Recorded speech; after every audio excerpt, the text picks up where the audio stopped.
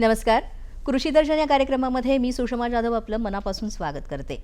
महाराष्ट्रामध्ये ऊस पिकाखालील क्षेत्र हे खूप मोठं आहे आणि त्यातून शेतकऱ्यांना उत्पादन आणि उत्पन्न सुद्धा मिळत असतं. पण बऱ्याचदा काय होतं की ऊस पिकावर वेगवेगळे जे रोग आहेत त्यांचा प्रादुर्भाव होतो आणि त्यामुळे उत्पादनामध्ये आणि एकूणच उत्पन्नावर सुद्धा घट होत असते. तसंच साखर कारखाने जे आहेत त्यावर सुद्धा याचा मोठा परिणाम होतो. या सगळ्या गोष्टी जर टाळायच्या असतील तर ऊस पिकावर जे रोगांचे प्रादुर्भाव होतात ते वेळोवेळी जाणून घेणं आणि त्यावर योग्य त्या उपाययोजना करणं फार गरजेचं आहे. आणि याच विषयावर आज आपण चर्चा करण्यासाठी स्टुडिओमध्ये आमंत्रित केलेलं आहे पुणे मांजरी येथील वसंतदादा शुगर इन्स्टिट्यूट विभागातल्या ऊस रोगशास्त्र विभागाचे शास्त्रज्ञ डॉक्टर गणेश कोटगिरे यांना. सर नमस्कार. नमस्ते मॅडम. सर, आज आपण ऊस पिकावरील जे वेगवेगळे रोग आहेत त्या रोगांविषयी जाणून घेणार आहोत आणि त्यावर कोणकोणत्या उपाययोजना करायच्या आहेत याविषयी सुद्धा जाणून घेणार आहोत. आणि या विषयावर तुमचा गाढा अभ्यास आहे. पण ऊस पीक जर आपण पाहिलं तर त्यावर प्रामुख्याने कोणकोणते रोग येतात? ऊस पिकाचा विचार करता सर्वसाधारणपणे महाराष्ट्रातील शेतकरी नशिबानंच म्हणायला हरकत नाही. जे रोग हे इतर पिकामध्ये दिसतात ते सर्व रोग हे ऊस पिकापेक्षा थोडेसे वेगळे आहेत. त्यामुळं थोडंसं रोग ओळखण्यासाठी ते खूप सुलभ आणि सोपं जातं.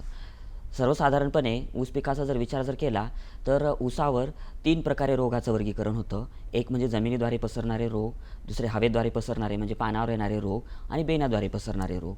बेण्याद्वारे पसरणाऱ्या रोगाचा जर विचार केला तर कांडीकूज असेल, कानी असेल किंवा आपण त्याला काजळी म्हणतो, गवताळ वाढ असेल, वायल्डी किंवा आपण पाणीपिवळे पडणारा रोग या रोगाचा समावेश होतो. आणि 2 रोग जर पाहिले आपण जे की महाराष्ट्रामध्ये नाही आहेत पण सुदैवानं जे दुसऱ्या राज्यात आहेत ते म्हणजे ऊसाचा कॅन्सर, त्याला आपण रेड रॉट म्हणतो, आणि दुसरा म्हणजे मर. आणि पानावर येणाऱ्या रोगापैकी जर विचार केला, आता सद्यस्थिती आपल्याला ऊस पिकाची माहिती आणि कुठलंही पीक असेल त्याचा जर विचार केला की पानावरील रोगाचा प्रसार आता सध्या वाढत आहे. आणि ऊस पिकाचा जर विचार केला तर पानावर येणाऱ्या रोगापैकी जर आपण पाहिलं तर महत्त्वाचा रोग जो आहे तो तांबेर असेल, पोकाबोंग आहे, मर आहे, किंवा अजून आपण जर विचार केला की बांगडी स्पॉट आहे, तपकिरी ठिपके, हे रोग आपल्याला काय होतात पानावर दिसायला लागतात. बरं, म्हणजे असे वेगवेगळे रोग जे आहेत ते ऊस पिकावर आपल्याला आढळतात. पण हे रोग मुळातच कशामुळे होतात? या रोगाची कारणं पाहता मॅडम, सर्वात महत्त्वाचं म्हणजे बुरशी. जवळजवळ ऊस पिकच नव्हे तर जेवढे काही आपले दुसरे पिकं आहेत त्याच्यामध्ये आपण जर पाहिलं भाजीपालावर्गीय असेल, फळवर्गीय पीक असेल, सर्वाचा विचार करता जवळजवळ 72 ते 74% रोग हे फक्त आणि फक्त बुरशीमुळे होतात. काही रोग हे जीवाणूमुळे होतात, काही रोग विषाणूमुळे होतात. पण सध्या विषाणूमुळे होणाऱ्या रोगाच्या प्रादुर्भावामुळे शेतकरी नाकी नऊ आलेले आहे शेतकऱ्यांच्या, कारण त्यांना अटकाव करणं थोडंसं अवघड झालेलं आहे. म्हणजे ऊसावर जे वेगवेगळ्या प्रकारचे रोग येतात त्यामुळे शेतकऱ्यांना त्याचं नुकसान सहन करावं लागत आहे. त्याचबरोबर काही फायटोप्लाझ्मा, अतिसूक्ष्म विषाणू आपण म्हणतो, काही विकृती असेल, अन्नद्रव्याची कमतरता, अशा सर्व कारणांमुळे काय होतं, हा रोग येण्याची कारणं आहेत. अच्छा. जर महाराष्ट्राचा आपण विचार केला तर ऊस पिकावर येणारे जे वेगवेगळे रोग आहेत त्यातली महाराष्ट्राची परिस्थिती काय आहे सध्या? महाराष्ट्राच्या सर्व हवामान विभागानुसार जर आपण पाहिलं ही स्थिती वेगवेगळी आहे. मराठवाडा आणि विदर्भाचा जर विचार केला तर त्या ठिकाणी कानी आणि गवताळवाढीचं प्रमाण थोडंसं जास्त आहे. कारण असं की वाढतं तापमान हा महत्त्वाचा घटक राहिलेला आहे. आणि पश्चिम महाराष्ट्रामध्ये पाहिलं असेल, कोल्हापूर असेल, सातारा, सांगली या भागामध्ये थोडंसं तांबेराचं प्रमाण जास्त आहे. तर मध्य विभागामध्ये आपण जर पाहिलं अननस असेल, मुळकूज असेल, या रोगाचा प्रादुर्भाव हा जास्त दिसून येत आहे. बरं, म्हणजे हवामान बदलाचा जो प्रादुर्भाव आहे किंवा प्रभाव आहे तो या ऊस पिकावर मोठ्या प्रमाणात होतो. हां, कसा होतो तर एक लक्षात घ्या, हवामानामध्ये बदल नेमकं झाला म्हणजे नेमकं काय झालं की काही जे रोग नवे होते ते लुप्त होत गेले आणि काही जुने जे रोग आहेत ते आता नव्याने येत आहेत. महत्त्वाचं कारण म्हणजे काय, वाढतं तापमान. मी आत्ताच तुम्हाला सांगितल्याप्रमाणे विषाणूजन्य रोगाचा प्रादुर्भाव वाढलेला आहे. त्याचं कारण म्हणजे काय, तापमानामध्ये जर बदल जर झाला किंवा तापमान जर कमी जास्त जर झालं तर काय होतं, किडींचा प्रादुर्भाव वाढतो आणि किडींचा जर प्रादुर्भाव वाढला तर निश्चितच विषाणूजन्य रोगाचा प्रादुर्भावही वाढतच जातो. आणि त्याचा फटका म्हणजे ऊस पिकावर येणारा येलो मोझॅक किंवा मग पाणी पिवळे पडणारा, आपण त्याला YLD रोग म्हणतो, अशा विषाणूजन्य रोगाचा प्रादुर्भाव वाढतच आहे. अच्छा, म्हणजे ऊस पिकावर रोग तर येतातच, पण मग हे रोग वाढतात कसे? त्याच्यामागची काही कारणं आहेत? सर्वात अतिशय महत्त्वाचा प्रश्न विचारला मॅडम. की काही गोष्टी अतिशय क्रिटिकली आपण केअरफुली किंवा काळजीनं बघणं फार महत्त्वाचं आहे. सर्वात महत्त्वाचं म्हणजे ऊस बेण्याची अनिर्बंध नियम, शुद्ध बेण्याची कमतरता, नंतर अतिपूर, अतिदुष्काळ, पूरजन्य परिस्थिती आणि सर्वात महत्त्वाचं म्हणजे सेंद्रिय असेल, जैविक असेल आणि रासायनिक खताचा असंतुलित आणि अयोग्य वेळी वापर. त्यानंतर पाहायला गेलं तर मुळातच शेतकऱ्यांना या पीक संरक्षणाबद्दल असलेली अपूर्ण माहिती जरी असली तरी त्याच्या उपाययोजना कधी कराव्यात, कशा कराव्यात किंवा त्या रोगाचं प्रमाण किती आहे, तीव्रता किती आहे, हे मुळात नसल्यामुळं ह्या रोगाचा सुद्धा काय होतं, इथं थोडासा समस्या वाढत चाललेली आहे. बरं, म्हणजे असे वेगवेगळे जे रोग येतात आणि त्या रोगांवर योग्य वेळेस कोणते जे नियोजन आहे किंवा उपाय केले पाहिजेत हे शेतकऱ्यांना अवगत नसतं, म्हणून बऱ्याचदा हे रोग पसरतात Yes, आणि त्याचा बरोबर. जो फटका आहे तो शेतकऱ्यांना हो, पडत बरोबर असतो. आणि पण त्याबरोबरच शेतकरी तर आहे, त्यांच्या उत्पादनावर हा फरक येतोच आणि साखर कारखाने आहेत, त्यांच्या उतार्यावर सुद्धा मोठ्या प्रमाणात फरक जाणवतो. हो. तर त्याविषयी काय सांगाल? तसं पाहता काय प्रत्येक रोगाचं नुकसान किंवा ऊस पिकाचं किंवा ऊस उत्पादनाचं किंवा कारखानदारीचं जर नुकसान आपण जर पाहिलं, हे असतं त्या रोगाचं प्रमाण आणि तीव्रता. रोगाचा प्रादुर्भाव किती झालेला आहे, कोणता रोग आहे, यावर ते पूर्णपणे महत्त्वाचं आहे. काही रोग, आता कानीसारखा जो रोग तुम्हाला म्हटलं मी, काजळी, त्याच्यामध्ये जवळजवळ 4 ते 5 युनिटपर्यंत घट येऊ शकते आणि ऊस उत्पादनामध्ये जवळजवळ 10 ते 15% त्याचं नुकसान होऊ शकतं. अच्छा, म्हणजे एकंदरीतच आपण पाहायला लागलं तर म्हणजे साखर उत्पादन आहे त्याच्यावर याचा थेट परिणाम होतो. हो. आणि यासाठी शेतकऱ्यांनी योग्य वेळेस योग्य काळजी घेणं फार गरजेचं आहे. जसं तुम्ही सुरुवातीलाच म्हटलात की ऊस पिकाची जी पानं आहेत त्यावर सुद्धा वेगवेगळे रोग आढळतात, हो. तर ते कसे ओळखायचे? ऊस पिकावरील येणाऱ्या रोगाचा प्रादुर्भाव दिवसेंदिवस वाढतच आहे. पाठीमागच्या 10 वर्षापासून आपण जर पाहिलं तर ऊसाच्या पानावरील येणाऱ्या रोगाचं प्रमाण हे वाढतच चाललेलं आहे. आता असे काही रोग आहेत की ते प्रचलितच आहेत. तो म्हणजे ऊसावर येणारा तांबेरा. अतिशय महत्त्वाचा रोग आहे. पश्चिम महाराष्ट्रामध्ये या रोगाचा प्रसार किंवा प्रादुर्भाव जास्त होतो. कारण काय, जिथं जास्त ढगाळ वातावरण असतं, पाण्याचा निचरा लवकर होत नाही, दलदलीचं जर क्षेत्र असेल तर तिथे या रोगाचा प्रादुर्भाव जास्त दिसतो. आता याला ओळखणं फार सोपं आहे. पहिल्यांदा काय होतं, पृष्ठभागावर, पाण्याच्या पाठीमागच्या पृष्ठभागावर आपल्याला पिवळसर करायचे आपले ठिपके कलरचे दिसायला लागतात. हे ठिपके थोडेसे काय असतात, लंबगोलाकार असतात. कालांतराने हे पूर्ण ठिपके वाढत जातात आणि पूर्णपणे पानावर पसरतात. पूर्ण पानावरमध्ये पसरल्यामुळे नेमकं काय होतं की साखरेचं प्रमाण तयार करण्याची क्षमता त्या पिकाची मंदावते आणि तुम्ही बोट जरी त्या पानावर फिरवलं तरी त्याची बुकटी आपल्या हाताला सरळ लागते. तसं जर आपण पाहायला गेलं तर त्याच्या पूर्णपणे प्रकाशसंश्लेषणाचं काम मंद होतं आणि ऊस पिकाची वाढ पूर्णपणे खुंटते. म्हणजे खरं तर पानावर किंवा मग खोडावर सुद्धा जर वेगवेगळ्या प्रकारचे तुम्हाला लक्षणं दिसली तर योग्य वेळेस शेतकऱ्यांनी ओळखली पाहिजेत आणि त्याच्यावर उपाययोजना केल्या पाहिजेत. नाहीतर मग थेट आपल्या त्या उत्पादनावर त्याचा परिणाम होतो आणि घट होते. तर ह्या गोष्टी काही प्राथमिक आहेत त्या जाणून घेणं फार गरजेचं आहे. जसं तुम्ही आता म्हटलंत की पानावर वेगवेगळे रोग पसरत असतात आणि त्यातला तुम्ही आता तांब्या रोग त्याविषयी बोललात, पण आणखीन पण काही रोग आहेत, तर ते कोणकोणते आहेत? त्या खालोखाल जर आपण विचार केला तर महाराष्ट्राच्या सर्व हवामान विभागामध्ये आढळणारा म्हणजे पोक्काबोंग. मराठवाडा असेल, विदर्भ असेल, पश्चिम महाराष्ट्र असेल, सर्व विभागामध्ये पोक्काबोंग या रोग आपल्याला कमी किंवा जास्त प्रमाणामध्ये ऊसाखाली जेवढ्या काही जाती आहेत सर्व जातीमध्ये कमी जास्त प्रमाणामध्ये दिसायला लागतो. आता तसं जर पाहिलं तर आपल्याला रोग कसा ओळखावा हे जर पाहिलं, सुरुवातीला ऊस पिकाच्या बोचक्यामध्ये पहिलं 3 ते 4 पानामध्ये हा रोगाचे आपल्याला लक्षण दिसायला लागतात. पिवळसर पांढरे पट्टे आपल्याला दिसायला लागतात आणि सर्व प्रकारचे लक्षणं हे जातीनुसार वेगवेगळे आहेत. काही जातीमध्ये पट्टे दिसायला लागतात, काही वेळेस काय होतं, कांडी कापसारखी लक्षणे असतात, शेंडे कूस दिसायला लागते, कधीकधी पाने गुरफटणे, पाने सडणे, पाने पिवळी पडणे किंवा पाणी एकमेकामध्ये आकसणे, कांड्याची जाडी कमी जास्त राहणे आणि शेवटी कांडी काप लक्षणं होऊन पूर्णपणे ऊस पोकळ होतो. म्हणूनच याला आपण पोक्काबोंग असे म्हणतो.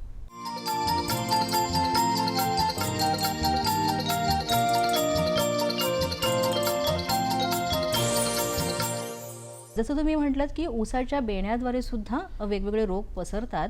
मग ते रोग कोणते आहेत आणि ते ओळखायचे कसे? सर्वात महत्त्वाचं आहे ज्याच्याबाबत आपण अतिशय दुर्लक्ष केलेलं आहे तो म्हणजे मी बेनं सांगेन. इव्हन आपण जर विचार जर केला शेतकऱ्यासुद्धा याबाबत थोडंसं दुर्लक्ष आहे आणि हा फार आता चिंतेची आणि मोठी बाब झालेली आहे. का की बेण्याद्वारे पसरणाऱ्या रोगाचं प्रमाण हे दिवसेंदिवस वाढतच चाललेलं आहे. तर त्या पाठ विचार जर केला तर जिथं जास्त तापमान असतो तिथं आपल्याकडे कानी किंवा काजळी रोगाचे आपल्याला जास्त प्रादुर्भाव दिसतो. म्हणजे मी विशेष लक्ष देईन मराठवाडा आणि विदर्भामध्ये या रोगाचं प्रमाण थोडंसं जास्त आहे. आणि तसं पाहिलं आता कसं कानी का म्हणायचं त्याला किंवा त्याची लक्षणे कशी आहेत मी तुम्हाला सांगेन की पोंग्यामधून ऊसाच्या पोंग्यामधून चांदीचं जसं चकचकीत आवरण असतं तसं त्याच्यासारखं दिसणारं आवरण असतं ते तुटतं आणि तशा पद्धतीचा फोकारा बाहेर आलेला असतो आणि तो फोकाऱ्यामधून वरचं जर आवरण तुटलं की त्यामध्ये कोळशासारखी भुकटी असते. ती कोळशाची भुकटी ही सर्वसाधारण आपल्या सरळ लक्षात येते आणि ही भुकटीच ह्या रोगाचं आपल्याला काय होऊ शकतं कारण बनू शकतं. म्हणून याला आपण चाबूक कानी असंही म्हणतो. सर, तुम्ही ऊस पिकाच्या पानांवर जे वेगवेगळे रोग येतात तर त्याविषयी जाणून घेतलंच आता आपण. जसं बेण्याद्वारे पण वेगवेगळे रोग पसरत असतात, पण आणखीन काही याद्वारे जर पसरणारे रोग आहेत का महत्त्वाचे? हो आहेत मॅडम. आता सध्या जर आपण जर पाहिलं तर बेण्याद्वारे जो पसरणारा अतिशय महत्त्वाचा रोग जो असेल तर तो म्हणजे गवताळवाढ. अतिशय महत्त्वाचा आपण जर पाहिलं असेल महाराष्ट्रामध्ये या रोगाचं प्रमाण दिवसेंदिवस वाढतच चाललेलं आहे. गवताळवाढ होण्याचं कारण मुख्य म्हणजे तो अतिसूक्ष्म विषाणूमुळे होतो. काय होतं नेमकं जेव्हा याला गवताळवाढ का म्हणलं जातं? मर्यादा किंवा प्रमाणापेक्षा जास्त फुटवे आपल्याला दिसायला लागतात. एकदा जर ऊसाच्या बेटामध्ये जर प्रमाणापेक्षा जर जास्त फुटवे दिसायला लागले तर अन्नद्रव्य हे कुणालाही कुठल्याही मिळत नाही आहे ज्याप्रमाणे मिळायला पाहिजे आणि मग त्याला काय होतं ठुपकासारखं त्याला दिसायला लागतं. नेमकं काय होतं उदाहरण दिलं पाहिजे की एक ताट आहे, एका ताटामध्ये जर दोघाचं जेवण असेल आणि तिथं जर 10 जण जर आपण बसलो तर कुणालाही व्यवस्थित मिळणार नाही आहे पोटभर. तशाच पद्धतीचं गवताळवाढीच्या बाबत पण होतं आणि नेमकं इथं काय होतं की ती जर वाढ जर व्यवस्थित झालं नाही, अन्नद्रव्य जर सगळ्याला मिळालेलं नाही तर प्रकाश संश्लेषण व्यवस्थित होत नाही, अन्न तयार करण्याची प्रक्रिया मंद होते आणि ऊसाची वाढ पूर्णपणे होत नाही आणि त्यामध्ये निर्माण होणाऱ्या ज्या कांड्या आहेत किंवा तयार होणाऱ्या ज्या कांड्या आहेत त्या आखूड तशाच राहतात आणि ऊसाचं उत्पादन घटतं. आणि विचार केला तर पानावर येणाऱ्या रोगामध्ये जर आपण जरी पाहिलं, मी जरी तुम्हाला थोडंसं तांबेराबद्दल आणि पोकाबद्दल सांगितलं तर त्या खालोखाल जर विचार जर केला आता सध्या पाठीमागच्या 8 ते 10 वर्षामध्ये तपकी ठिपक्याचं प्रमाणही खूप प्रमाणामध्ये वाढलेलं आहे आणि नेमकं इथंच काय होतं शेतकऱ्याच्या बाबत तांबेरा आणि तपकिरी ठिपके यामधला बऱ्याचशा शेतकऱ्याला फरकच लक्षात येत नाही आहे. काय होतं तांबेऱ्याच्या बाबत काय होतं, तुम्ही जर हात जर फिरवला पानाच्या पृष्ठभागावरून त्याची भुकटी त्या बुरशीची भुकटी तुमच्या हाताला सहजपणे चिटकते. पण त्याच्या विरुद्ध जर आपण जर पाहिलं तपकी ठिपक्याच्या बाबत की ते आपण हात जरी फिरवलं तर त्याची आपल्याला काही हाताला लागत नाही. मग आता तपकी ठिपके आपण ओळखायचा कसा, त्याचे ठिपके कसे असतात हे आपण पाहू. तपकी ठिपक्याचा जर बाबतचा जर विचार जर केला, सुईचं जे टोक असतं त्याच्यापेक्षा जास्त अप टू 3 mm म्हणजे 3 mm पर्यंत एवढे त्याचे ठिपके असतात.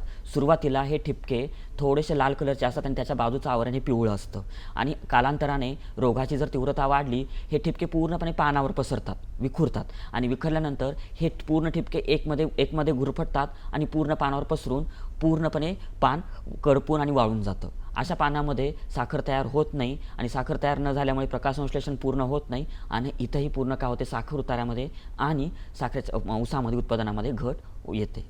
म्हणजे महत्त्वाचं कारण हेच आहे की शेतकऱ्यांनी ही लक्षणं ओळखणं फार गरजेचं आहे. जर लक्षणं तुम्हाला नीट ओळखता आली नाही तर त्याच्यावर तुम्ही योग्य उपाययोजना करू शकत नाही. तर ते फार महत्त्वाचं आहे, ते जे लक्षात ठेवलं पाहिजे शेतकऱ्यांनी.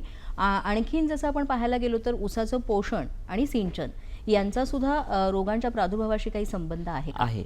आता काय मुळातच आपल्याकडची सिंचन पद्धती थोडीशी चुकीची आहे. आपल्याकडं काय की शेतकरी पाटपाण्यानं पाणी देतात. आपल्याकडं ठिबक सिंचनाचं क्षेत्र सरकारचं सुद्धा फार पॉलिसी किंवा आपण त्याला म्हणतो की खूप काही आहे, पण त्याकडे थोडंसं दुर्लक्ष होतं. लक्षात घ्या, जर सिंचन पद्धती जर चांगली असेल तर वाढतं तापमान किंवा किडीचा प्रादुर्भाव हे होणार नाही आहे. त्यामुळं की बाबा सिंचन पद्धती हे ठिबक सिंचनाचा जास्तीत जास्त वापर करणं आणि पाण्याचा निचरा होणं जमिनीतून हे अतिशय महत्त्व आहे. दलदल शेतामध्ये होऊ देऊ नये हे शेतकऱ्यांनी काळजी घेतलीच पाहिजे. अच्छा, पाणी साठलं नाही पाहिजे, नाही पाहिजे. त्यामुळे काय होतं, जर पाणी जर साचून राहिलं किंवा ते पाण्यातून जर निघून गेलं तर जमिनीमधून जे काही मूलद्रव्य मिळणार आहेत पिकाला ते काही मिळणार नाही आणि रोगप्रतिकार क्षमता ही पिकाची काही वाढणार नाही.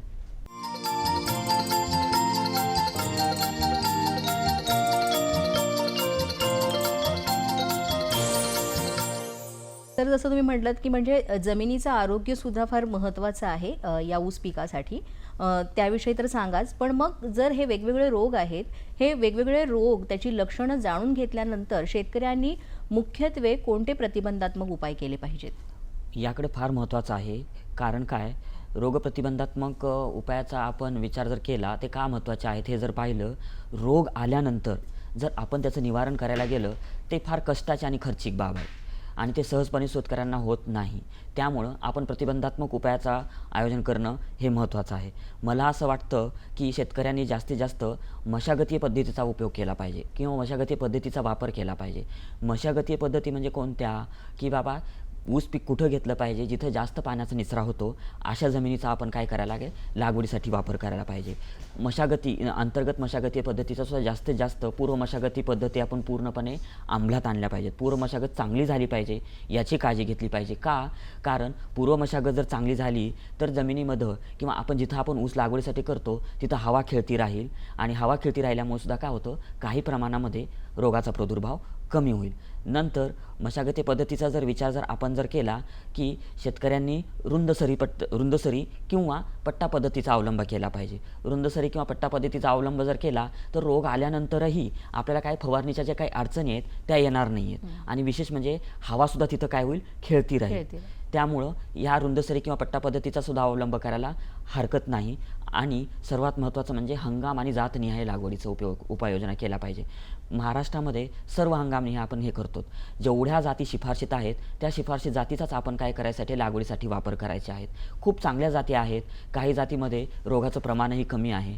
जसं की VSI 3102 आहे. जिथं जास्त पाऊस आहे त्या ठिकाणी जर आपण लागवड केली तर तिथं तांबेऱ्याचं प्रमाण काय होईल, कमी होईल. किंवा आता शारपड जमिनीचं प्रमाणही महाराष्ट्रामध्ये दिवसेंदिवस वाढत आहे. 265 सारख्या ऊसाच्या जातीची जर आपण लागवड जर केली तर तिथंसुद्धा काय होणार आहे, रोगाचा प्रसार किंवा प्रादुर्भाव हा थोड्या प्रमाणामध्ये कमी होईल. त्यामुळे जातनिहाय आणि हंगाम लागवडीची निवड करणं हे महत्त्वाचं काम राहील. पुन्हा राहील आपलं की शुद्ध बेण्याचा वापर. हा बेणं तुम्हाला मी सांगितलं की बेणं हा सर्वात महत्त्वाचा घटक आहे. तो ह्या ठिकाणाहून दुसऱ्या ठिकाणी जसं एक व्हेकल असतं तसं त्याचा रोल आहे. ह्या ठिकाणाहून दुसऱ्या ठिकाणी तो काय करत असतो, रोगकारक वाहून नेत असतो. म्हणून बेणं जेवढं चांगलं तेवढं आपलं पीक काय सुदृढ आणि सशक्त राहील. त्यामुळं बेणं हा फार महत्त्वाचा घटक आहे. त्यासाठी आपण काय करायला हवं, शेतकऱ्यांनी बेणेमळा स्वतःच्या शेतामध्ये राबवला पाहिजे. बेणेमळा तयार करून आणि बेणेमळा जरी नसेल तरी 9 ते 10 महिन्याचं जे काय आपलं लागणीचं पीक आहे त्यातलं बेणं आपल्याला काय करायचं, लागवडीसाठी वापरायचं आहे. विशेष म्हणून साखर कारखान्यांनी सुद्धा थोडंसं त्याच्यासाठी आपण काय केलं पाहिजे, प्राथमिकता दिली पाहिजे. त्यांनी सुद्धा त्रिस्तरीय बेणेमळ्याचं काय करायला पाहिजे, उपाययोजना राबवली पाहिजे आणि असं बेणं हे शेतकऱ्यापर्यंत दिलं पाहिजे. जेणेकरून सुद्धा काय होईल, बेणं जर चांगलं मिळालं तर बेण्याद्वारे पसरणाऱ्या रोगाचा सुद्धा काय होईल, अटकाव कमी होईल. बेणे जरी चांगलं मिळालं तरी आपल्याला मुळामध्ये काय होतं की बेणे प्रक्रियासुद्धा करणं गरजेचं आहे. आता बरेच वेळेस काय होतं शेतकऱ्यांना की प्रश्न पडतो की बेणे प्रक्रिया कशी करायची आणि कशाची करायची आणि कधी करायची. फार महत्त्वाचं आहे, ह्याच्याकडे थोडंसं जास्त महत्त्व दिलं पाहिजे. कारण मुळात महाराष्ट्रामध्ये आमच्या निरीक्षणाप्रमाणे 10% शेतकरीसुद्धा बेणे प्रक्रिया करत नाही आणि भविष्यामध्ये याची फार मोठी गरज आहे. मग आता आपण हे करायला पाहिजे की बेणे प्रक्रिया कशाची करायची. आता आमची अशी शिफारस आहे किंवा आमच्या राहुरी विद्यापीठाची अशी शिफारस आहे की यासाठी आंतरप्रवाही बुरशीनाशकाचा वापर केला पाहिजे. मग आंतरप्रवाही बुरशीनाशक कोणतं, तर कार्बेंडेझिमचा वापर आपल्याला काय करायचं, बेणे प्रक्रियेसाठी करायचं आहे. त्याचबरोबर काही किडी आहेत की त्या बेण्याद्वारे हे होतात, म्हणून त्यासाठी आपल्याला त्याचं संयुक्तिकरित्या म्हणजे इमिडाक्लोप्रिड जे आहे त्याचा वापर आपल्याला करायचा आहे. बेणे प्रक्रियेच्या फार सोप्या पद्धतीसुद्धा आहे, ते शेतकरी वापर करू शकतात. ते म्हणजे आपण विचार केला की 2 सरीमध्ये आपण प्लॅस्टिक अंथरून वापर करू शकतो, त्यामध्ये द्रावण तयार करून बेणे प्रक्रिया करू शकतो. किंवा 2 प्लॅस्टिकचे टब वापरून सुद्धा आपण बेणे प्रक्रिया, त्यामध्ये द्रावण तयार करून आपण बेणे प्रक्रिया करू शकतो. ते काय की कार्बेंडेझिम जे आहे त्याचं द्रावण करायचं, 15 मिनटं ते 100 लिटर पाण्यामध्ये 100 ग्राम बुरशीनाशक जे कार्बेंडेझिम आहे ते मिक्स करायचं, त्याचं द्रावण तयार करायचं, त्यामध्ये 15 मिनिटं बेणे प्रक्रिया करून असं बेणं आपल्याला काय करायचं आहे, लागवडीसाठी वापरायचं. म्हणजे बेणे प्रक्रिया पण महत्त्वाची आहे. यानंतर काय, महाराष्ट्रामध्ये खोडव्याचं फार मोठं हे आहे. शेतकरी काय करतात, खोडवा पीक घेतात. पण खोडवा पीक घेताना सुद्धा काय झालं पाहिजे, त्याचं शास्त्रीय पद्धतीनं खोडव्याचं नियोजन झालं पाहिजे. त्या लागण पीक तुटल्या गेल्यानंतर लागण लावल्यानंतर जे काही पाचट असतं ते पाचट आपण काय करायला पाहिजे, त्यामध्ये कुजवलं पाहिजे आणि त्यावर पाचटाचं जे विघटन करतात अशा जीवाणूंचं आपल्याला काय करायचं तिथं आपल्याला सोडले पाहिजेत, जेणेकरून ते पाचट कुजून त्याचा जास्तीत जास्त फायदा काय होतो, पिकाला होतो. नंतर जर त्याचा जर विचार जर केला, याच्यासाठी प्रिव्हेन्शन आपण म्हणतो, prevention is better than cure, किंवा आपण जे म्हणतो की प्रतिबंधात्मक उपायाचा जर विचार जर केला तर आपल्याला काय करायला हवं की हे ज्या किडींमुळं वाढता प्रसार वाढत आहे, म्हणून किडींचं सुद्धा काय झालं पाहिजे, वेळोवेळी त्याचं काय झालं पाहिजे, नियोजन झालं पाहिजे. म्हणून काय करायला पाहिजे, किड्यांमुळं विषाणूजन्य रोगाचा प्रादुर्भाव वाढत आहे, म्हणून जास्तीत जास्त आंतरप्रवाही कीटकनाशक आपण काय करायला पाहिजेत, वापरलं पाहिजेत. आंतरनाशक कीटकनाशकाचा प्रवाहसुद्धा आपल्याला काय करायला पाहिजे, 2 ते 3 फवारण्या घेतल्या पाहिजेत आणि ते म्हणजे स्टिकरचा वापर करून 15 दिवसाच्या फरकाने घेतले पाहिजेत. आणि मातीचं परीक्षण झालं पाहिजे. मुळामध्ये काय, मातीचं परीक्षणसुद्धा करण्याकडे शेतकऱ्यांचा कल फार कमी असतो. म्हणून जैविक असेल, सेंद्रिय असेल आणि रासायनिक खताची मात्रा ही संतुलित पद्धतीने द्यायला पाहिजे. योग्य वेळी आणि संतुलित पद्धतीने जर दिली तरीसुद्धा काय होईल, ह्या रोगाचं प्रमाण काय होणार आहे, बऱ्याच प्रमाणामध्ये कमी होणार आहे. एकूणच जर शेतकऱ्यांना जर संदेश द्यायचा असेल तर काय द्याल, म्हणजे ऊस पिकावरील जे रोग आहेत ते टाळण्यासाठी काय संदेश द्याल? सर्वात महत्त्वाचं आहे, काय होतं मी तुम्हाला सांगितल्याप्रमाणे प्रतिबंधात्मक उपाय करणं हे फार महत्त्वाचं आहे. प्रतिबंधात्मक उपायाच्यासाठी आता बरेचसे मी तुम्हाला सांगितल्याप्रमाणे कार्बनडायझिमची बेने प्रक्रिया आहे, पण आता बरेचसे संयंत्रसुद्धा बाजारामध्ये आलेले आहेत. अशा वेळेला कारखानदारांनी जे काही कारखाने आहेत त्यांनीसुद्धा त्यांचं थोडंसं प्राथमिकता देऊन काही संयंत्र, बाष्पोष्ण हवा प्रक्रिया संयंत्र आहे किंवा सेट ट्रीटमेंट डिव्हाइस आपण ज्याला म्हणतो बेने प्रक्रिया संयंत्र आहे, असे काही संयंत्र खरेदी करून त्यामध्ये बेने प्रक्रिया करून असं बेनं लागवडीखाली दिलं शेतकऱ्यांना तरीसुद्धा काय होईल, त्याचं प्रमाण कमी होईल. आता यामध्ये शेतकऱ्यांनी केलं काय पाहिजे, वेळोवेळी पिकाची पाहणी केली पाहिजे. वेळोवेळी पिकाची पाहणी केल्यामुळं काय होईल माहिती का, कोणता रोग आलेला आहे, त्या रोगाचे नमुने ओळखता येत नसेल तर फोटो जे आहे किंवा वेगवेगळ्या माध्यमातून ते फोटो आमच्यासारखे काही तज्ञ त्यांना पाठवून त्याची ओळख करून घेतली पाहिजे. ओळख करून घेतल्यानंतरही त्याची तीव्रता, त्याचं प्रमाण किती हे जाणून घेतलं पाहिजे आणि योग्य वेळी जर योग्य निदान जर केलं तर निश्चितच हे जे काही पानावर येणारे रोग असेल किंवा बेण्याद्वारे पसरणारे रोग आहेत यांचं निश्चितच प्रमाण हे महाराष्ट्रामध्ये कमी होईल. निश्चितच. तर एकूणच सरांनी जी माहिती सांगितली त्या माहितीच्या आधारे शेतकऱ्यांनी जर योग्य वेळी योग्य ते नियोजन केलं आणि ऊस पिकावर होणारे जे रोग आहेत त्यांचा प्रादुर्भाव टाळण्यासाठी योग्य त्या उपाययोजना केल्या तर त्यांचं उत्पादन पण वाढेल आणि उत्पन्नसुद्धा वाढेल. त्याबरोबरच साखर कारखान्याला सुद्धा जास्तीत जास्त फायदा होईल. सर, तुम्ही आज कृषी दर्शन या कार्यक्रमामध्ये आलात आणि एवढं मोलाचं मार्गदर्शन दिलं त्याबद्दल दूरदर्शनच्या सह्याद्री वाहिनीतर्फे तुमचे मनापासून आभार. धन्यवाद. धन्यवाद.